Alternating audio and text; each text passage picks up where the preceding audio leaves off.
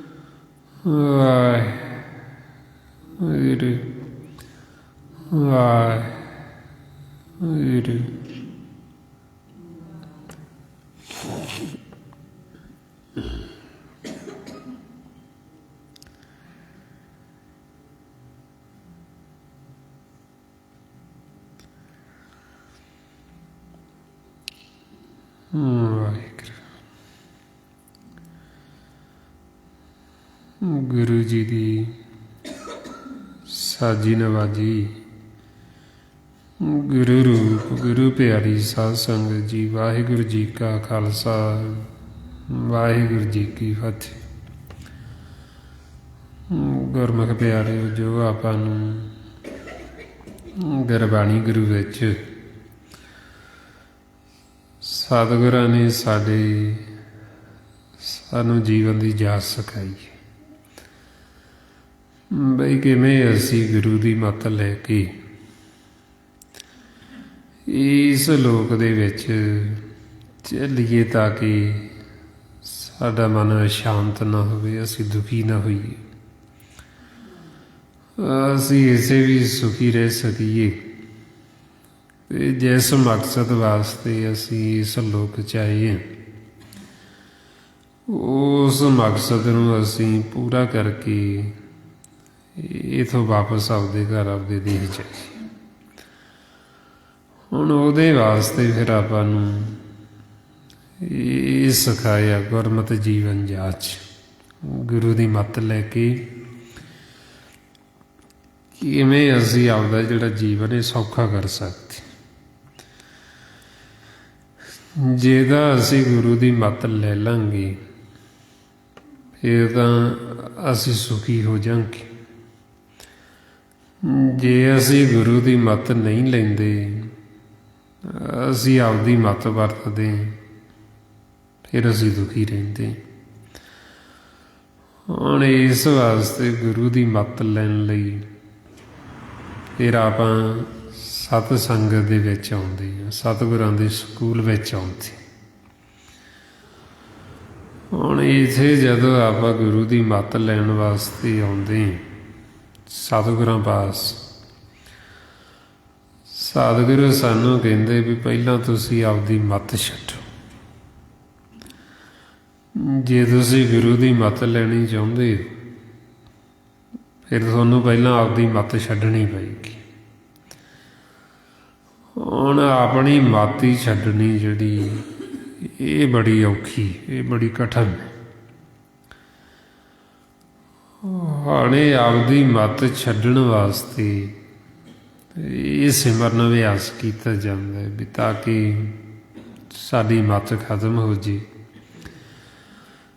ਜਿਹੜਾ ਸਾਨੂੰ ਭਰਮ ਪੈ ਗਿਆ ਵੀ ਅਸੀਂ ਬੜੇ ਸਿਆਣੇ, ਸਾਡੀ ਸਿਆਣਪ ਖਤਮ ਹੋ ਜੇ, ਉਹਦੇ ਵਾਸਤੇ ਫਿਰ ਇਹ ਆਪਾਂ ਸਿਮਰਨ ਅਭਿਆਸ ਕਰਦੇ। ਸਤਿਗੁਰੂ ਇਸ ਲਈ ਫਰਮਾਉਂਦੇ, ਮਨ ਕੀ ਮਤ ਤੇ ਆਗੂ ਹਰ ਜਨ, ਇਹਾਂ ਬਾਤ ਕਠੈਨੀ, ਆਂਦਨ ਹਰ ਹਰ ਨਾਮ ਤੇ ਆਵੋ, ਗੁਰ ਸਤਿਗੁਰ ਕੀ ਮਤ ਲੈਣੀ। ਬਈ ਜੇ ਅਸੀਂ ਚਾਹੁੰਦੇ ਹਾਂ ਸਤਿਗੁਰ ਦੀ ਮਤ ਲੈਣੀ, ਸਾਨੂੰ ਆਪਦੀ ਮੱਤ ਛੱਡਣੀ ਪਏਗੀ। ਇਹ ਆਪਦੀ ਮੱਤ ਛੱਡਣ ਵਾਸਤੇ ਸਾਨੂੰ ਸਿਮਰਨ ਕਰਨਾ ਪਏਗਾ। ਹੁਣ ਇਹ ਜਿਹੜਾ ਆਪਾਂ ਸਿਮਰਨ ਕਰਦੇ, ਇਹ ਸਿਮਰਨ ਅਸੀਂ ਕੋਈ ਇਸ ਵਾਸਤੇ ਨਹੀਂ ਕਰਨਾ ਬਈ ਸਾਡਾ ਸੰਸਾਰ ਦਾ ਕਾਰੋਬਾਰ ਵਧੀਆ ਚੱਲੇ, ਸਾਡੇ ਸਰੀਰ ਨੂੰ ਕੋਈ ਤਕਲੀਫ ਨਾ ਹੋਵੇ, ਸਾਡਾ ਸਰੀਰ ਤੰਦਰੁਸਤ ਰਹੇ, ਜਾਂ ਸੰਸਾਰ ਦੇ ਸਾਡੇ ਵਧੀਆ ਕਾਰੋਬਾਰ ਚੱਲਣ। ਇਹ ਤਾਂ ਆਪਦੀ ਮੱਤ ਹੋ ਗਈ। ਹੁਣ ਅਸੀਂ ਇਹ ਆਪਦੀ ਮੱਤ ਨੂੰ ਤਾਂ ਛੱਡਣਾ, ਆਪਦੀ ਮੱਤ ਨੂੰ ਛੱਡਣ ਵਾਸਤੇ ਫਿਰ ਇਹ ਸਿਮਰਨ ਕੀਤਾ ਜਾਂਦਾ ਵੀ ਤਾਂ ਕਿ ਸਾਡੀ ਜਿਹੜੀ ਸਿਆਣਪ ਇਹ ਖਤਮ ਹੋ ਜੇ, ਸਾਡੀ ਆਪਣੀ ਮੱਤ ਖਤਮ ਹੋ ਜੇ। ਹੁਣ ਨਾਲ ਹੀ ਮਾਰੇ ਕਹਿੰਦੇ ਵੀ ਇਹ ਛੱਡਣੀ ਔਖੀ ਵੀ ਕਠਿਨ, ਗੱਲਾਂ ਬਾਤਾਂ ਦੇ ਨਾਲ ਛੱਡੀ ਨਹੀਂ ਜਾਂਦੀ। ਜਦ ਤੱਕ ਅਸੀਂ ਸਿਮਰਨ ਨਹੀਂ ਕਰਾਂਗੇ ਉਹਨਾਂ ਸਮਾਂ ਛੱਡੀ ਨਹੀਂ ਜਾਏਗੀ। ਹੁਣ ਇਸ ਵਾਸਤੇ ਫਿਰ ਆਪਾਂ ਨੂੰ ਸੱਚੇ ਪਾਤਸ਼ਾਹ ਸਮਝਾਉਂਦੇ ਵੀ ਰਾਮ ਰਾਮ ਵਾਹਿਗੁਰੂ ਵਾਹਿਗੁਰੂ ਕਹਿੰਦਾ ਸਾਰਾ ਜੱਗੀ ਹੈ, ਪਰ ਉਹ ਰਾਮ ਇਸ ਤਰ੍ਹਾਂ ਮਿਲਦਾ ਨਹੀਂ ਹੈ। ਕਿਉਂਕਿ ਇਹ ਕਰਨ ਦੇ ਵਿੱਚ ਵੀ ਭੇਦ ਹੈ ਵੀ ਜਦ ਤੱਕ ਸਾਨੂੰ ਇਹ ਗਿਆਨ ਹੀ ਨਹੀਂ ਵੀ ਅਸੀਂ ਕਰਨਾ ਕਾਹਦੇ ਵਾਸਤੇ।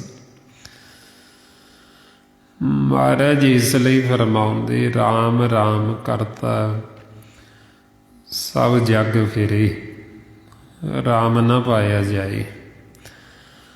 ਬਈ ਇਹ ਰਾਮ ਕਹਿਣ ਦੇ ਵਿੱਚ ਵੀ ਭੇਦ ਹੈ। ਰਾਮ ਕਹਿਣ ਮੈਂ ਭੇਦ ਹੈ ਭਾਈ, ਤਾਂ ਮੈਂ ਏਕ ਵਿਚਾਰ। ਸਤਿਗੁਰੂ ਕਹਿੰਦੇ ਵੀ ਪਹਿਲਾਂ ਸਾਨੂੰ ਇਹ ਗਿਆਨ ਹੋਣਾ ਚਾਹੀਦਾ ਵੀ ਅਸੀਂ ਕਰਨਾ ਕਾਹਦੇ ਵਾਸਤੇ। ਹੁਣ ਜਦ ਤੱਕ ਅਸੀਂ ਸਤਸੰਗਤ ਨਹੀਂ ਕਰਾਂਗੇ ਸਾਨੂੰ ਇਹੀਓ ਨਹੀਂ ਭੇਦ ਆਉਂਦਾ ਵੀ ਅਸੀਂ ਸਿਮਰਨ ਕਾਹਦੇ ਵਾਸਤੇ ਕਰਨਾ।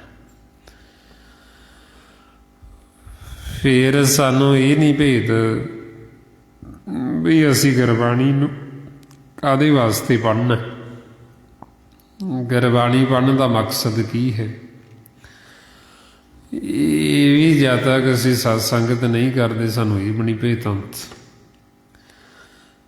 ਬਈ ਜੀਵ ਜੇ ਗੁਰਬਾਣੀ ਨੂੰ ਪੜ੍ਹਦਾ ਵੀ, ਉਹ ਪੜ੍ਹਦਾ ਸੰਸਾਰ ਦੇ ਵਿੱਚ ਮਕਸਦ ਰੱਖ ਲੈਂਦਾ ਵੀ ਆਹ ਮੇਰਾ ਸੰਸਾਰ ਦਾ ਕੰਮ ਹੋ ਜੇ, ਮੈਂ ਇਸ ਵਾਸਤੇ ਕਰਾਂਗਾ। ਹੁਣ ਸਤਿਗੁਰੂ ਆਪਾਂ ਨੂੰ ਸਮਝਾਉਂਦੇ ਬਈ ਜਦ ਤੱਕ ਸਾਨੂੰ ਇਹੀ ਨਹੀਂ ਭੇਤ ਵੀ ਅਸੀਂ ਗੁਰਬਾਣੀ ਨੂੰ ਕਾਹਦੇ ਵਾਸਤੇ ਪੜ੍ਹਨਾ, ਉਹਨਾਂ ਸਮਾਂ ਫਿਰ ਸਾਨੂੰ ਗੁਰਬਾਣੀ ਗੁਰੂ ਦੀ ਸਮਝ ਨਹੀਂ ਆ ਸਕਦੀ। ਸਾਨੂੰ ਜਦੋਂ ਪਤਾ ਹੀ ਨਹੀਂ ਵੀ ਸਾਨੂੰ ਕੀ ਕਹਿੰਦੇ ਨੇ, ਹੁਣ ਇਸ ਵਾਸਤੇ ਫਿਰ ਆਪਾਂ ਨੂੰ ਸਮਝਾਉਂਦੇ ਵੀ ਪੜ੍ਹਨ ਦੇ ਵਿੱਚ ਵੀ ਅੰਤਰ, ਸਿਮਰਨ ਕਰਨ ਦੇ ਵਿੱਚ ਵੀ ਅੰਤਰ। ਸਿਮਰਨ ਗੁਰਮੁਖ ਵੀ ਕਰਦੇ, ਸਿਮਰਨ ਮਨਮੁਖ ਵੀ ਕਰਦਾ। ਹੁਣ ਮਹਾਰਾਜ ਸੱਚੇ ਪਾਤਸ਼ਾਹ ਕਹਿੰਦੇ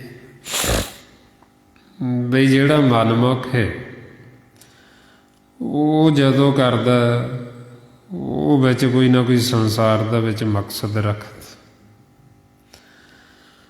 ਗੁਰਬਾਣੀ ਨੂੰ ਗੁਰਮੁਖ ਵੀ ਪੜ੍ਹਦੇ ਤੇ ਮਨਮੁਖ ਵੀ ਪੜ੍ਹਦੇ। ਹੁਣ ਜਦੋਂ ਮਨਮੁਖ ਪੜ੍ਹਦਾ ਉਹ ਵਿੱਚ ਕੋਈ ਸਵਾਰਥ ਰੱਖਦਾ। ਹੁਣ ਮਹਾਰਾਜ ਫਿਰ ਇਸ ਲਈ ਸਾਨੂੰ ਸਮਝਾਉਂਦੇ ਬਈ ਸਿਮਰਨ ਜਿਹੜਾ ਅਸੀਂ ਕਰਨਾ ਇਸ ਵਾਸਤੇ ਕਰਨਾ ਬਈ ਤਾਂ ਕਿ ਸਾਡੀ ਮੱਤ ਖਤਮ ਹੋ ਜੇ, ਸਾਨੂੰ ਗੁਰਬਾਣੀ ਗੁਰੂ ਦੀ ਸਮਝ ਆ ਜੇ। ਫਿਰ ਗੁਰਬਾਣੀ ਗੁਰੂ ਨੂੰ ਜਦੋਂ ਅਸੀਂ ਪੜ੍ਹਨਾ ਇਸ ਕਰਕੇ ਪੜ੍ਹਨਾ, ਵਿਚਾਰਨਾ, ਖੋਜਣਾ, ਕਿਉਂਕਿ ਸਾਰੀ ਸਾਡੇ ਅੰਦਰ ਦੀ ਖੋਜ ਹੈ, ਸਾਡੀ ਇਸ ਕਾਇਆ ਦੀ ਖੋਜ। ਸਾਰਾ ਸਾਨੂੰ ਪਰਮਾਤਮਾ ਵਾਹਿਗੁਰੂ ਨੂੰ ਮਿਲਾਪ ਦਾ ਰਸਤਾ ਦੱਸੇ, ਸਾਰਾ ਸਾਨੂੰ ਬ੍ਰਹਮ ਦਾ ਗਿਆਨ ਦਿੱਤਾ। ਵੀ ਹੁਣ ਅਸੀਂ ਇਸ ਕਰਕੇ ਗੁਰਬਾਣੀ ਗੁਰੂ ਨੂੰ ਪੜ੍ਹਨਾ, ਵਿਚਾਰਨਾ ਵੀ ਤਾਂ ਕਿ ਸਾਨੂੰ ਆਪਣੇ ਆਪੇ ਦੀ ਸੋਝੀ ਆ ਜੀ ਵੀ ਅਸੀਂ ਕੌਣ ਹਾਂ, ਸਾਡਾ ਆਪਣਾ ਅਸਲ ਸਰੂਪ ਕੀ ਹੈ। ਇਹਦੇ ਵਾਸਤੇ ਅਸੀਂ ਆਪਣਾ ਆਪਾ ਖੋਜਣ ਵਾਸਤੇ, ਆਪਣੇ ਆਪੇ ਦੀ ਸੋਝੀ ਲੈਣ ਵਾਸਤੇ ਗੁਰਬਾਣੀ ਗੁਰੂ ਨੂੰ ਪੜ੍ਹਨਾ, ਵਿਚਾਰਨਾ, ਮਨ ਨੂੰ ਸਮਝਾਉਣ ਵਾਸਤੇ। ਇਉਂ ਮਹਾਰਾਜ ਫਰਮਾਉਂਦੇ ਮਨ ਸਮਝਾਵਣ ਕਾਰਨੇ ਕਛੁ ਕੁ ਪੜ੍ਹੀਏ ਗਿਆਨ। ਵੀ ਮਨ ਨੂੰ ਸਮਝਾਉਣ ਵਾਸਤੇ ਬਈ ਮਨ ਨੂੰ ਗਿਆਨ ਦਿੱਤਾ ਗਿਆ, ਸੋਝੀ ਦਿੱਤੀ ਗਈ ਆਪਣੇ ਘਰ ਦੀ। ਇਹ ਸਮਝਾਇਆ ਗਿਆ ਵੀ ਕਿਹੜੇ ਕਾਰਨਾਂ ਕਰਕੇ ਅਸੀਂ ਪਰਮਾਤਮਾ ਤੋਂ ਦੂਰ ਆ, ਆਪਦੇ ਘਰ ਤੋਂ ਦੂਰ ਆ। ਉਹਦੇ ਵਾਸਤੇ ਫਿਰ ਸਾਨੂੰ ਸਮਝਾਉਂਦੇ ਵੀ ਦੁਵਿਧਾ ਛੱਡੋ। ਬਈ ਜੇ ਅਸੀਂ ਦੁਵਿਧਾ 'ਚ ਰਵਾਂਗੇ, ਵੈਰ ਵਿਰੋਧ 'ਚ ਰਵਾਂਗੇ, ਜੇ ਅਸੀਂ ਵਾਦ ਵਿਵਾਦ 'ਚ ਹੀ ਪਏ ਰਵਾਂਗੇ ਤੇ ਸਾਡਾ ਮਾਲਕ ਦੇ ਨਾਲ ਮੇਲ ਨਹੀਂ ਹੋਣਾ। ਮਹਾਰਾਜ ਕਹਿੰਦੇ ਵਾਦ ਵਿਵਾਦ ਨਾਹੀ ਪ੍ਰਭ ਮੇਲਾ, ਫੇਰ ਨਹੀਂ ਮਿਲਿਆ ਜਾਣਾ। ਹੁਣ ਜੇ ਅਸੀਂ ਗੁਰਬਾਣੀ ਵੀ ਪੜ੍ਹਦੇ ਹਾਂ ਤੇ ਵਾਦ ਵਿਵਾਦ ਵੀ ਕਰੀ ਜਾਂਦੇ ਹਾਂ, ਇਹਦਾ ਮਤਲਬ ਵੀ ਜੋ ਸਾਨੂੰ ਕਹਿ ਰਹੇ ਸਾਨੂੰ ਉਹਦੀ ਸਮਝ ਨਹੀਂ ਲੱਗਦੀ। ਸਾਨੂੰ ਕਹਿੰਦੇ ਵੀ ਹੰਕਾਰ ਛੱਡੋ। ਜੇ ਤੁਸੀਂ ਹੰਕਾਰ ਵਿੱਚ ਰਹੋਗੇ ਤੇ ਹੰਕਾਰ ਮਾਲਕ ਨੂੰ ਭਾਉਂਦਾ ਨਹੀਂ। ਹਰ ਜੀਉ ਅਹੰਕਾਰ ਨਾ ਭਾਵਈ, ਵੇਦ ਕੂਕ ਸੁਣਾਵੇ। ਵੇਦਾਂ ਦੇ ਵਿੱਚ, ਗੁਰਬਾਣੀ ਗੁਰੂ ਵਿੱਚ ਵਾਰ-ਵਾਰ ਸਾਨੂੰ ਸਮਝਾਇਆ ਕਿ ਬਈ ਹੰਕਾਰ ਹੈ ਜਿਹੜਾ ਉਹ ਮਾਲਕ ਨੂੰ ਭਾਉਂਦਾ ਨਹੀਂ ਹੈ। ਤੁਸੀਂ ਹੰਕਾਰ ਛੱਡੋ। ਜੇ ਹੁਣ ਅਸੀਂ ਹੰਕਾਰ ਵੀ ਕਰੀ ਜਾਂਦੇ ਹਾਂ ਤੇ ਫਿਰ ਅਸੀਂ ਕੀ ਗੁਰਬਾਣੀ ਗੁਰੂ ਨੂੰ ਮੰਨਿਆ, ਕੀ ਅਸੀਂ ਖੋਜੀਏ। ਸਾਨੂੰ ਕਹਿੰਦੇ ਕਿਸੇ ਨੂੰ ਫਿੱਕੇ ਬੋਲ ਨਾ ਬੋਲੋ, ਕਿਸੇ ਦੀ ਨਿੰਦਿਆ ਨਾ ਕਰੋ, ਕਿਸੇ ਨਾਲ ਈਰਖਾ ਨਾ ਕਰੋ, ਨਫ਼ਰਤ ਨਾ ਕਰੋ। ਹੁਣ ਜੇ ਅਸੀਂ ਇਹ ਛੱਡਿਆ ਹੀ ਨਹੀਂ, ਫਿਰ ਮਹਾਰਾਜ ਇਸ ਲਈ ਸਾਨੂੰ ਸਮਝਾਉਂਦੇ ਵੀ ਫਿਰ ਤੁਸੀਂ ਕੀ ਪੜ੍ਹਦੇ ਹੋ। ਵੀ ਜੋ ਸਾਨੂੰ ਸਮਝਾਇਆ ਜਾ ਰਿਹਾ ਹੈ, ਜੇ ਅਸੀਂ ਜਿਹੜੀਆਂ ਚੀਜ਼ਾਂ ਸਾਨੂੰ ਛੱਡਣ ਨੂੰ ਕਹਿ ਰਹੇ, ਜੇ ਅਸੀਂ ਉਹ ਛੱਡਦੇ ਨਹੀਂ, ਫਿਰ ਆਪਾਂ ਨੂੰ ਕਹਿੰਦੇ ਵੀ ਤੁਸੀਂ ਵੀ ਕੀ ਪੜ੍ਹਦੇ ਹੋ, ਕੀ ਗਾਉਂਦੇ ਹੋ, ਕੀ ਸੁਣਦੇ ਹੋ। ਵੀ ਜਿਸ ਮਕਸਦ ਵਾਸਤੇ ਸਾਰਾ ਕੁਛ ਕਰਨਾ ਹੈ, ਮਨ ਨੂੰ ਸਮਝਾਉਣ ਲਈ ਵੀ ਤਾਂ ਕਿ ਮਨ ਸਾਡਾ ਘਰ ਚਲਾ ਜਾਵੇ ਸਹਿਜ ਦੇ ਵਿੱਚ। ਜੇ ਹੁਣ ਸਾਡੇ ਅੰਦਰ ਸਹਿਜ ਹੀ ਨਹੀਂ ਆਇਆ फिर मारे कहते क्या पढ़िए क्या गुणीए, क्या वेद पराना सुनिए, पढ़े सुने क्या होई, जो सहज न मिले उस होई। ਬਈ ਇਕੱਲਾ ਪੜ੍ਹਨ ਦੇ ਨਾਲ ਜਾਂ ਗਾਉਣ ਦੇ ਨਾਲ ਕੀ ਹੋ ਗਿਆ ਵੀ ਜੇ ਤੁਹਾਡਾ ਮਨ ਆਪਣੇ ਘਰ ਤਾਂ ਗਿਆ ਹੀ ਨਹੀਂ ਸਹਿਜ ਦੇ ਵਿੱਚ। ਹੁਣ ਇਸ ਵਾਸਤੇ ਫਿਰ ਆਪਾਂ ਨੂੰ ਸਮਝਾਉਂਦੇ ਬਈ ਸਹਿਜ ਸਾਡਾ ਘਰ ਹੈ, ਜਿੱਥੇ ਜਾ ਕੇ ਸਾਡੇ ਮਨ ਨੂੰ ਸੁੱਖ ਮਿਲਣਾ, ਜਿੱਥੇ ਜਾ ਕੇ ਆਨੰਦ ਮਿਲਣਾ, ਜਿੱਥੇ ਜਾ ਕੇ ਸਹਿਜ ਦੇ ਵਿੱਚ ਸਾਨੂੰ ਸਾਡੇ ਮਨ ਦੀ ਖੁਰਾਕ ਅੰਮ੍ਰਿਤ ਰਸ ਮਿਲਣਾ, ਸਾਨੂੰ ਨਾਮ ਰਤਨ ਦੀ ਪ੍ਰਾਪਤੀ ਹੋਣੀ ਅਤੇ ਸਾਡਾ ਮਾਲਕ ਦੇ ਨਾਲ ਮਿਲਾਪ ਹੋਣਾ। ਮਹਾਰਾਜ ਤਾਂਹੀਓ ਸਾਨੂੰ ਰੋਜ਼ ਸਮਝਾਉਂਦੇ ਵੀ ਸਤਿਗੁਰ ਨੂੰ ਕਿਵੇਂ ਮਿਲੇ। ਗੁਰੂ ਅਮਰਦਾਸ ਜੀ ਕਹਿੰਦੇ ਵੀ ਸਹਿਜ ਦੇ ਨਾਲ, ਸਹਿਜ ਅਵਸਥਾ 'ਚ ਜਾ ਕੇ ਰਮਾਉਂਦੇ ਸਤਿਗੁਰਤਾ ਪਾਇਆ ਸਹਿਜ ਸੇਤੀ, ਵੀ ਸਹਿਜ ਦੇ ਨਾਲ ਸਤਿਗੁਰ ਦੇ ਨਾਲ ਮਿਲਾਪ ਹੋਇਆ। ਹੁਣ ਆਪਾਂ ਨੂੰ ਵੀ ਫਿਰ ਕਹਿੰਦੇ ਵੀ ਤੁਸੀਂ ਸਹਿਜ ਵਿੱਚ ਆਓ। ਹੁਣ ਇੱਧਰ ਵਿਚਾਰਾਂ ਦੇ ਵਿੱਚ ਜੇ ਅਸੀਂ ਆਪਦੀ ਮੱਤ ਵਰਤਾਂਗੇ ਫਿਰ ਇਹਨਾਂ ਦੇ ਵਿੱਚ ਸਹਿਜ ਨਹੀਂ ਹੈ। ਫੁਰਨਿਆਂ ਦੇ ਵਿੱਚ ਇਹ ਵਿਚਾਰ ਹੀ ਸਾਡੇ ਮਨ ਦੇ ਕਰਮ ਨੇ। ਜੇ ਅਸੀਂ ਵਿਚਾਰ ਫੁਰਨੇ ਲਈ ਜਾਵਾਂਗੇ, ਆਪਦੀ ਮੱਤ ਵਰਤੀ ਜਾਵਾਂਗੇ, ਫਿਰ ਸਾਡਾ ਜਿਹੜਾ ਮਨ ਹੈ ਸਹਿਜ ਵਿੱਚ ਨਹੀਂ ਜਾਏਗਾ। ਮਹਾਰਾਜ ਇਸੇ ਪਰਥਾਏ ਫਰਮਾਉਂਦੇ ਕਰਮੀ ਸਹਿਜ ਨਾ ਉਪਜੈ, ਬਿਨ ਸਹਿਜੇ ਸਹਿੰਸਾ ਨਾ ਜਾਏ। ਬਈ ਇੱਧਰ ਕਰਮ ਦੇ ਵਿੱਚ ਵਿਚਾਰਾਂ ਦੇ ਵਿੱਚ ਸਹਿਜ ਨਹੀਂ। ਜਦ ਤੱਕ ਅਸੀਂ ਸਹਿਜ ਵਿੱਚ ਜਾਵਾਂਗੇ ਨਹੀਂ ਆਪਣੇ ਘਰ,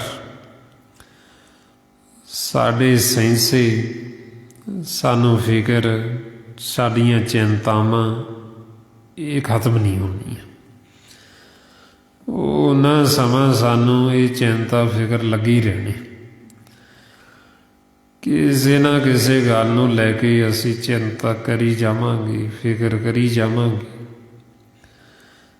ਜੇ ਹੁਣ ਅਸੀਂ ਸਹਿਜ ਵਿੱਚ ਚਲੇ ਜਾਈਏ ਆਪਣੇ ਘਰ, ਉਸੇ ਘਰ ਦੇ ਵਿੱਚ ਗਿਆਨ ਨੂੰ ਸਾਨੂੰ ਕੋਈ ਸਹਿੰਸਾ ਨਹੀਂ, ਕੋਈ ਫਿਕਰ ਨਹੀਂ, ਕੋਈ ਚਿੰਤਾ ਨਹੀਂ, ਕੋਈ ਦੁੱਖ ਨਹੀਂ। ਸਾਰੇ ਕਾਸੇ ਤੋਂ ਸਾਡਾ ਮਨ ਉੱਪਰ ਚਲਾ ਜਾਂਦਾ, ਸੰਸਾਰੀ ਦੁੱਖਾਂ ਤੋਂ, ਸੰਸਾਰੀ ਸੁੱਖਾਂ ਤੋਂ। ਇਹ ਫਿਰ ਗੁਰਮੁਖਾਂ ਨੂੰ ਉੱਥੇ ਸੰਸਾਰ ਦੇ ਦੁੱਖ ਸੁੱਖ ਨਹੀਂ ਵਿਆਪਤ ਜਦੋਂ ਅਸੀਂ ਆਪਦੇ ਘਰ ਬੈਠ ਜਾਵਾਂਗੇ। ਮਹਾਰਾਜ ਇਸੇ ਪਰਥਾਏ ਫਰਮਾਉਂਦੇ ਗੁਰਮੁਖਾਂ ਅੰਤਰ ਸਹਿਜ ਹੈ, ਮਨ ਚੜ੍ਹਿਆ ਦਸਵੇਂ ਆਕਾਸ਼, ਤਿੱਥੇ ਊਂਘਣਾ ਭੁੱਖ ਹੈ। ਔਰ ਅੰਮ੍ਰਿਤ ਨਾਮ ਸੁਖ ਵਾਸ, ਨਾਨਕ ਦੁੱਖ ਸੁਖ ਵਿਆਪਤ ਨਾਹੀਂ, ਜਿੱਥੇ ਆਤਮ ਰਾਮ ਪ੍ਰਗਾਸ। ਬਈ ਜਦੋਂ ਅਸੀਂ ਸਹਿਜ ਵਿੱਚ ਚਲੇ ਗਏ ਆਪਣੇ ਘਰ ਦਸਵੇਂ ਆਕਾਸ਼ ਦੇ ਵਿੱਚ, ਉਥੇ ਸਾਡੇ ਮਨ ਨੂੰ ਇਹ ਦੁੱਖ ਸੁੱਖ ਨਹੀਂ ਵਿਆਪੇਗਾ ਸੰਸਾਰ ਦਾ, ਇਹ ਤੋਂ ਉੱਪਰ ਚਲਾ ਗਿਆ ਮਨ। ਹੁਣ ਆਪਾਂ ਨੂੰ ਫਿਰ ਇਸ ਲਈ ਸਮਝਾਉਂਦੇ ਵੀ ਤੁਸੀਂ ਵੀ ਇਹਨਾਂ ਦੁੱਖਾਂ ਸੁੱਖਾਂ ਤੋਂ ਉੱਪਰ ਉੱਠੋ। ਉਹਦੇ ਵਾਸਤੇ ਫਿਰ ਕਹਿੰਦੇ ਸਹਿਜ ਵਿੱਚ ਆਓ, ਆਪਣੇ ਘਰ ਰਹੋ। ਹੁਣ ਆਪਣੇ ਘਰ ਜਾਣ ਵਾਸਤੇ ਸਹਿਜ ਦੇ ਵਿੱਚ, ਸਹਿਜ ਨੂੰ ਲੋਚਦੇ ਤਾਂ ਸਾਰੇ ਹੀ ਨੇ,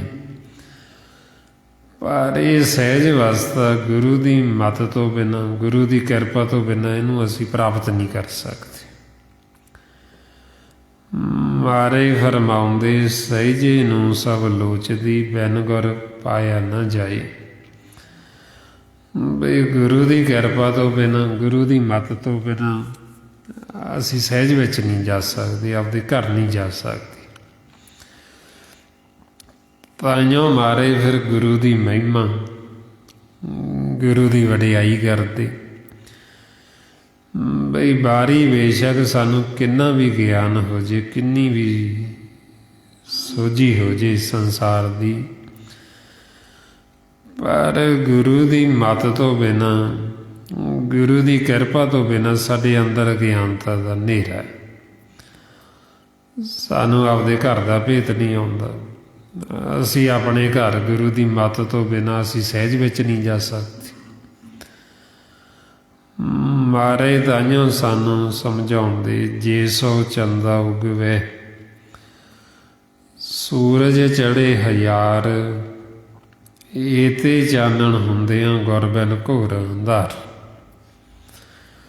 ਬਈ ਗੁਰੂ ਤੋਂ ਬਿਨਾਂ ਸਾਡੇ ਅੰਦਰ ਅਗਿਆਨਤਾ ਦਾ ਹਨੇਰਾ। ਸਾਨੂੰ ਗੁਰੂ ਤੋਂ ਬਿਨਾਂ ਸੋਝੀ ਨਹੀਂ ਆਉਂਦੀ, ਸਾਡੀ ਬੁੱਧ ਵਿਵੇਕ ਨਹੀਂ ਹੋ ਸਕਦੀ, ਸਾਨੂੰ ਵਿਵੇਕ ਗਿਆਨ ਨਹੀਂ ਹੁੰਦਾ। ਗੁਰੂ ਦੀ ਕਿਰਪਾ ਤੋਂ ਬਿਨਾਂ ਸਾਡੇ ਅੰਦਰੋਂ ਅਗਿਆਨਤਾ ਦਾ ਹਨੇਰਾ ਖਤਮ ਨਹੀਂ ਹੋ ਸਕਦਾ। ਗੁਰੂ ਤੋਂ ਬਿਨਾਂ ਅਸੀਂ ਜੀਵਨ ਮੁਕਤ ਨਹੀਂ ਹੋ ਸਕਦੇ। ਮਹਾਰਾਜ ਇਸੇ ਲਈ ਫਰਮਾਉਂਦੇ, ਗੁਰ ਬਿਨ ਘੋਰ ਅੰਧਾਰ, ਗੁਰੂ ਬਿਨ ਸਮਝ ਨਾ ਆਵੇ। ਗੁਰ ਬਿਨ ਸੁਰਤ ਨ ਸਿੱਧ, ਗੁਰੂ ਬਿਨ ਮੁਕਤ ਨਾ ਪਾਵੇ। ਗੁਰੂ ਤੋਂ ਬਿਨਾਂ ਅਸੀਂ ਜੀਵਨ ਮੁਕਤ ਨਹੀਂ ਹੋ ਸਕਦੇ, ਸਾਨੂੰ ਭੇਤ ਨਹੀਂ ਆ ਸਕਦਾ। ਜੇ ਅਸੀਂ ਗੁਰੂ ਦੀ ਮੱਤ ਨਹੀਂ ਲਵਾਂਗੇ, ਜੇ ਅਸੀਂ ਗੁਰੂ ਦਾ ਸੰਗ ਨਹੀਂ ਕਰਾਂਗੇ, ਸਾਡਾ ਮਨ ਅੱਗੇ ਨਹੀਂ ਚੱਲ ਸਕਦਾ। ਜਿਵੇਂ ਇੱਕ ਗੁਰਮੁਖ ਹੋਏ ਬੁੱਲੇ ਸ਼ਾਹ, ਬੁੱਲੇ ਸ਼ਾਹ ਨੇ ਪਹਿਲਾਂ ਗੁਰੂ ਧਾਰਨ ਕੀਤਾ। ਫਿਰ ਜਦੋਂ ਅਸੀਂ ਗੁਰੂ ਦੀ ਸ਼ਰਨ 'ਚ ਜਾਂਦੇ, ਉਹਨੇ ਸਾਨੂੰ ਗਿਆਨ ਦੇਣਾ ਹੁੰਦਾ। ਜਦੋਂ ਸਾਨੂੰ ਥੋੜ੍ਹਾ ਜਿਹਾ ਗਿਆਨ ਹੋ ਜਾਂਦਾ, ਕਿਣਕਾ ਮਾਤਰੀ, ਕਈ ਵਾਰ ਸਾਡੇ ਅੰਦਰ ਹਉਮੈ ਆ ਜਾਂਦੀ, ਹੰਕਾਰ ਆ ਜਾਂਦਾ। ਇਸੇ ਤਰ੍ਹਾਂ ਹੀ ਬੁੱਲੇ ਸ਼ਾਹ ਜਦੋਂ ਗੁਰੂ ਦੀ ਸ਼ਰਨ 'ਚ ਗਏ, ਥੋੜ੍ਹਾ ਜਿਹਾ ਗਿਆਨ ਹੋਇਆ ਅਤੇ ਉਹ ਗੁਰੂ ਨੂੰ ਛੱਡ ਕੇ ਚਲੇ ਗਏ ਵੀ ਹੁਣ ਤਾਂ ਮੈਨੂੰ ਗਿਆਨ ਹੋ ਗਿਆ, ਹੁਣ ਮੈਨੂੰ ਗੁਰੂ ਦੀ ਕੀ ਲੋੜ ਹੈ। ਵੀ ਹੁਣ ਤਾਂ ਜਿਹੜਾ ਮੈਨੂੰ ਪਤਾ ਲੱਗਣਾ ਸੀ, ਜਿਹੜਾ ਮੈਂ ਪੁੱਛਣਾ ਸੀ, ਉਹ ਮੈਨੂੰ ਦੱਸ ਦਿੱਤਾ ਅਤੇ ਹੁਣ ਮੈਨੂੰ ਗੁਰੂ ਦੀ ਲੋੜ ਹੀ ਨਹੀਂ। ਉਹ ਗੁਰੂ ਨੂੰ ਛੱਡ ਕੇ ਚਲੇ ਗਏ। ਜਦੋਂ ਗਏ, ਮਨ ਅੱਗੇ ਚੱਲੇ ਨੇ, ਉੱਥੇ ਹੀ ਖੜ੍ਹ ਗਏ। ਅਵਸਥਾ ਅੱਗੇ ਗਾਂ ਕੋਈ ਅਵਸਥਾ ਅੱਗੇ ਉਹਦੀ ਚੱਲੇ ਨਾ, ਗਾਂ ਕੋਈ ਪ੍ਰਾਪਤੀ ਨਾ ਹੋਵੇ, ਅੱਗੇ ਦਿਸੇ ਨਾ ਕੁਛ।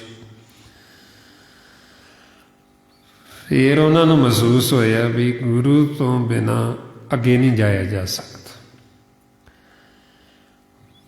ਫਿਰ ਉਹਨਾਂ ਨੇ ਕੀ ਕੀਤਾ, ਉਹਨਾਂ ਨੇ ਘੁੰਗਰੂ ਲਏ, ਘੁੰਗਰੂ ਬੰਨ੍ਹ ਕੇ ਫਿਰ ਗੁਰੂ ਨੂੰ ਮਨਾਉਣ ਵਾਸਤੇ ਫਿਰ ਉਹਨਾਂ ਦੇ ਅੱਗੇ ਨੱਚਣਾ ਸ਼ੁਰੂ ਕੀਤਾ। ਜਦੋਂ ਨੱਚਦੇ ਹੋਏ ਉਹਨਾਂ ਦੇ ਕੋਲ ਗਏ ਅਤੇ ਉਹਨਾਂ ਨੇ ਪਹਿਚਾਣ ਲਿਆ। ਉਹਨਾਂ ਨੇ ਆਖਿਆ ਵੀ ਤੂੰ ਬੁੱਲਾ ਹੈ। ਫਿਰ ਉਹ ਪੈਰਾਂ 'ਚ ਡਿੱਗ ਪਏ, ਕਹਿੰਦੇ ਜੀ ਮੈਂ ਬੁੱਲਾ ਨਹੀਂ, ਮੈਂ ਭੁੱਲਾਂ, ਬਈ ਮੈਂ ਭੁੱਲ ਗਿਆ। ਬਈ ਤੁਸੀਂ ਮੇਰੇ 'ਤੇ ਕਿਰਪਾ ਕਰੋ, ਵੀ ਤੁਹਾਡੀ ਕਿਰਪਾ ਤੋਂ ਬਿਨਾਂ ਨਹੀਂ ਹੋ ਸਕਦਾ। ਅਤੇ ਗੁਰੂ ਫਿਰ ਦਿਆਲੂ ਹੈ, ਗੁਰੂ ਫਿਰ ਕਿਰਪਾਲੂ ਹੈ, ਉਹ ਫਿਰ ਸਾਡੇ 'ਤੇ ਕਿਰਪਾ ਕਰਦੀ। ਉਹ ਸਾਨੂੰ ਭੁੱਲਿਆਂ ਹੋਇਆਂ ਨੂੰ ਫਿਰ ਗਲ ਨਾਲ ਲਾ ਲੈਂਦੇ, ਫਿਰ ਉਹ ਅੱਗੇ ਤੋਰਦੇ। ਫਿਰ ਉਹ ਜਦੋਂ ਗੁਰੂ ਦੀ ਸ਼ਰਨ 'ਚ ਗਏ, ਉਹਨਾਂ ਨੇ ਮਹਿਸੂਸ ਕੀਤਾ ਵੀ ਮੈਂ ਭੁੱਲ ਗਿਆ। ਫਿਰ ਉਹਨਾਂ ਨੂੰ ਅੱਗੇ ਪ੍ਰਾਪਤੀ ਹੋਈ, ਫਿਰ ਅੱਗੇ ਮਨ ਚੱਲਿਆ। ਹੁਣ ਇਸੇ ਤਰ੍ਹਾਂ ਹੀ ਆਪਾਂ ਨੂੰ ਸਮਝਾਉਂਦੇ ਸਤਿਗੁਰੂ। ਜਦੋਂ ਅਸੀਂ ਕਈ ਵਾਰ ਥੋੜ੍ਹਾ ਜਿਹਾ ਸੰਗਤ ਕਰਦੇ ਹਾਂ ਅਤੇ ਸਾਡੇ ਅੰਦਰ ਇਹ ਆ ਜਾਂਦਾ ਵੀ ਸਾਨੂੰ ਤਾਂ ਹੁਣ ਬਹੁਤ ਗਿਆਨ ਹੋ ਗਿਆ, ਬਈ ਸਾਨੂੰ ਲੋੜ ਨਹੀਂ ਸੰਤ ਦੀ, ਸਾਨੂੰ ਲੋੜ ਨਹੀਂ ਸਾਧੂ ਦੀ, ਵੀ ਅਸੀਂ ਤਾਂ ਹੁਣ ਆਪਦੇ ਆਪ ਹੀ ਕਰ ਲਾਂਗੇ, ਤੇ ਆਪਦੇ ਆਪ ਸਾਥੋਂ ਹੁੰਦਾ ਨਹੀਂ ਹੈ। ਫਿਰ ਸਾਡਾ ਮਨ ਅੱਗੇ ਤਾਂ ਜਾਣਾ ਕੀ ਹੈ, ਸਗੋਂ ਤੇ ਹੋਰ ਪਿੱਛੇ ਮੁੜਿਆ ਹੁੰਦਾ। ਗਾਂ ਪ੍ਰਾਪਤੀ ਦਾ ਕੀ ਹੋਣੀ, ਉਹਨੇ ਹੋਰ ਪਿੱਛੇ ਆ ਜਾਣਾ। ਸੋ ਇਸ ਵਾਸਤੇ ਫਿਰ ਆਪਾਂ ਨੂੰ ਸਮਝਾਉਂਦੇ ਸੱਚੇ ਪਾਤਸ਼ਾਹ ਬਈ ਸਹਿਜ ਅਵਸਥਾ ਨੂੰ ਬਈ ਲੋੜਦੇ ਤਾਂ ਸਾਰੇ ਹੀ ਨੇ, ਚਾਹੁੰਦੇ ਤਾਂ ਸਾਰੇ ਹੀ ਨੇ, ਪਰ ਗੁਰੂ ਦੀ ਕਿਰਪਾ ਤੋਂ ਬਿਨਾਂ ਸਾਨੂੰ ਇਹ ਪ੍ਰਾਪਤੀ ਨਹੀਂ ਹੁੰਦੀ।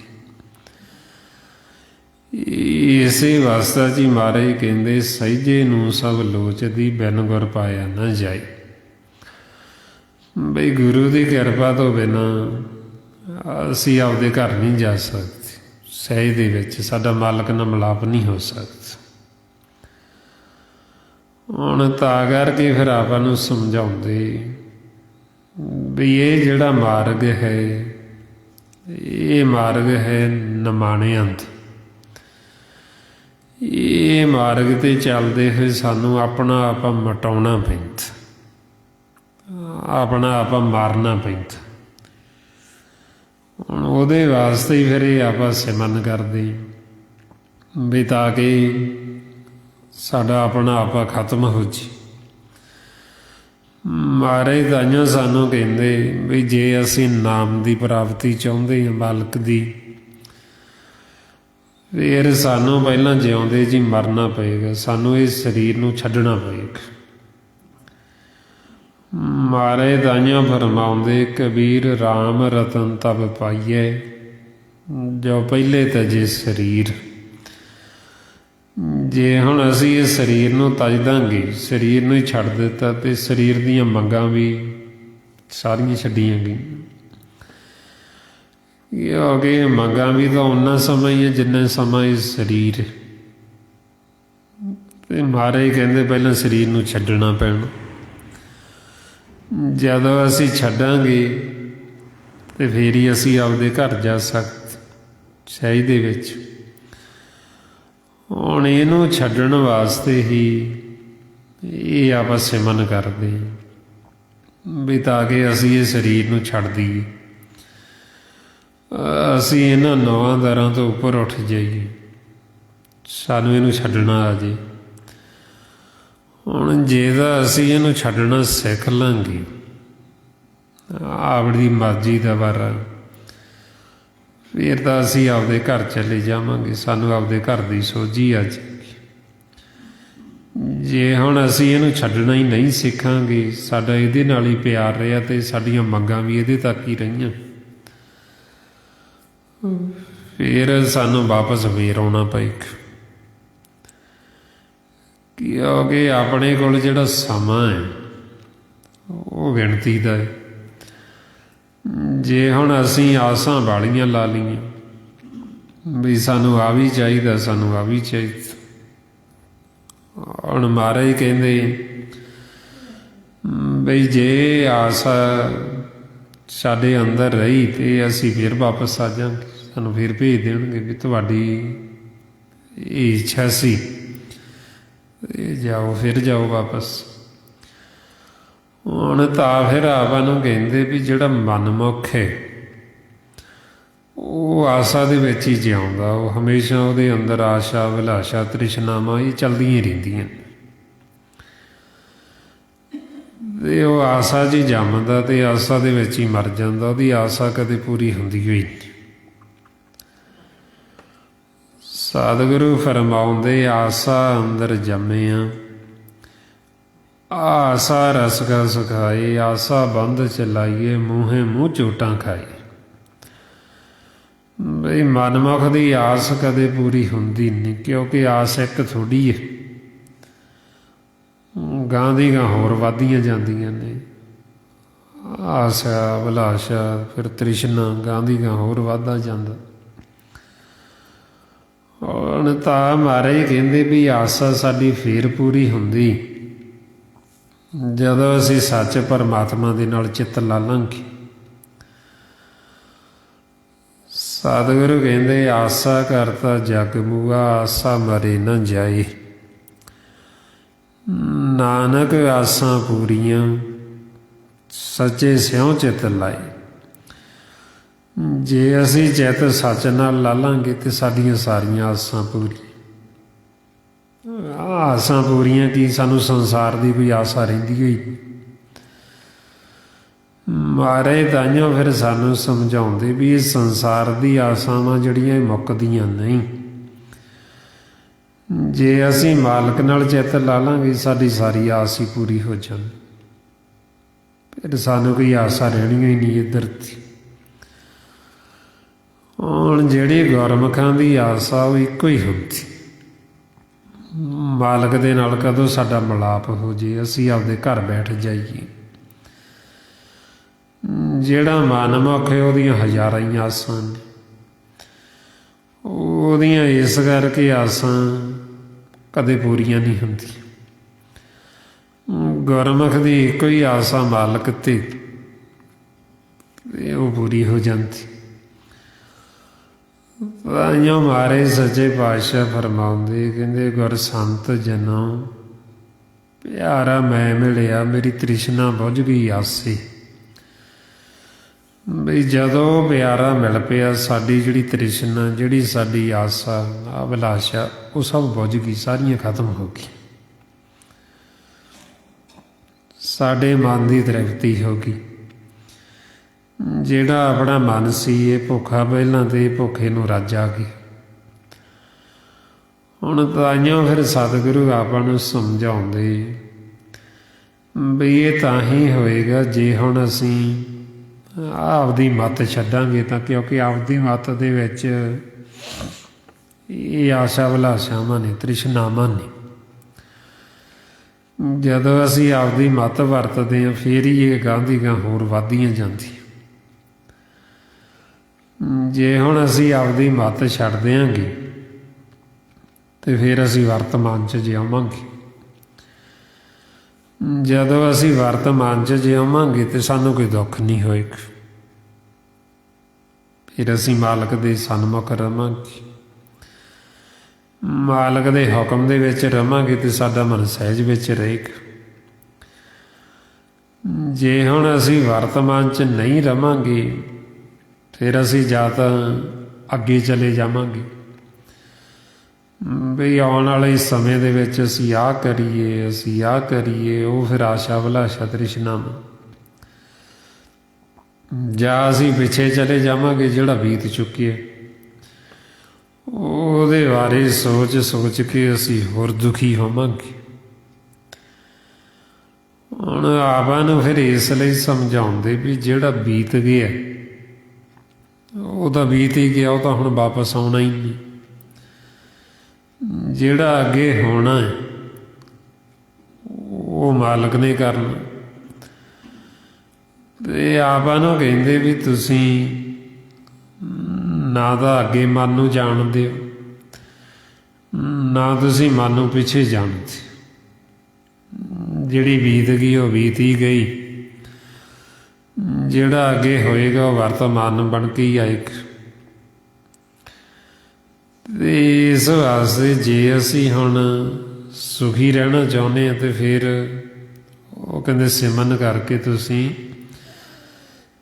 ਜਿਹੜਾ ਇਹ ਸਮਾਂ ਹੈ, ਜਿਹੜਾ ਇਹ ਸਵਾਸ ਹੈ, ਇਹਨੂੰ ਸਫਲਾ ਕਰੋ। ਬਈ ਜਿਹੜਾ ਬੀਤ ਗਿਆ ਉਹ ਤਾਂ ਖਰਚ ਹੋ ਹੀ ਗਏ। ਤੇ ਹੁਣ ਤੁਸੀਂ ਪਛਤਾਵੇ ਵਿੱਚ ਜਾਂ ਤੁਸੀਂ ਆਸ਼ਾ ਅਭਿਲਾਸ਼ਾ ਤ੍ਰਿਸ਼ਨਾਵਾਂ ਦੇ ਵਿੱਚ ਇਹ ਵਰਤਮਾਨ ਨੂੰ ਖਰਾਬ ਨਾ ਕਰੋ, ਇਹ ਸਵਾਸਾਂ ਨੂੰ ਵਿਅਰਥ ਨਾ ਜਾਣ ਦਿਓ। ਇਹਨਾਂ ਸਵਾਸਾਂ ਦੁਆਰਾ ਹੁਣ ਤੁਸੀਂ ਮਾਲਕ ਨੂੰ ਯਾਦ ਕਰੋ, ਤੁਸੀਂ ਮਾਲਕ ਦਾ ਸਿਮਰਨ ਕਰੋ। ਤਾਂਹੀਓ ਆਪਾਂ ਨੂੰ ਮਹਾਰਾਜ ਸਮਝਾਉਂਦੇ, ਦਮ ਦਮ ਸਦਾ ਸੰਭਾਲਦਾ, ਦਮ ਨਾ ਵਿਅਰਥਾ ਜਾਏ। ਬਈ ਜਿਹੜੇ ਇਹ ਦਮ ਨੇ ਇਹਨਾਂ ਨੂੰ ਸੰਭਾਲੋ, ਇਹਨਾਂ ਨੂੰ ਵਿਅਰਥ ਨਾ ਜਾਣ ਦਿਓ। ਜੇ ਹੁਣ ਅਸੀਂ ਇਹਨਾਂ ਦਮਾਂ ਨੂੰ ਸੰਭਾਲਾਂਗੇ, ਜਿਹੜਾ ਅਸੀਂ ਚਿੰਤਾ ਕਰਦੇ ਅੱਗੇ ਭਵਿੱਖ ਦੀ, ਉਹ ਸਾਡਾ ਭਵਿੱਖ ਵਧੀਆ ਹੀ ਹੋਏਗਾ। ਜਿਹਨੇ ਵਰਤਮਾਨ ਸੰਭਾਲ ਲਿਆ ਉਹਦਾ ਭਵਿੱਖ ਵੀ ਵਧੀਆ ਹੀ ਹੋਏਗਾ। ਜਿਹਨੇ ਵਰਤਮਾਨ ਹੀ ਨਹੀਂ ਸੰਭਾਲਿਆ ਤੇ ਉਹਦਾ ਭਵਿੱਖ ਕੀ ਚੰਗਾ ਹੋਏਗਾ। ਜਿਵੇਂ ਹੁਣ ਆਪਾਂ ਸੰਸਾਰ 'ਚ ਕਹਿੰਦੇ ਬਈ ਬੱਚਾ ਪੜ੍ਹ ਲਿਖ ਜਾਵੇ, ਉਹ ਚੰਗਾ ਕਾਰੋਬਾਰ ਕਰੇ ਵੀ ਤਾਂ ਕਿ ਉਹਦਾ ਆਉਣ ਵਾਲਾ ਸਮਾਂ ਜਿਹੜਾ ਉਹ ਚੰਗਾ ਹੋਵੇ। ਹੁਣ ਇਸੇ ਤਰ੍ਹਾਂ ਹੀ ਤਿਆਰੀ, ਜਿਵੇਂ ਅਸੀਂ ਸੰਸਾਰ ਦੇ ਤਰੱਕੀ ਵਾਸਤੇ, ਸੰਸਾਰ ਦੇ ਕਾਰੋਬਾਰਾਂ ਵਾਸਤੇ ਤਿਆਰੀ ਕਰਦੇ,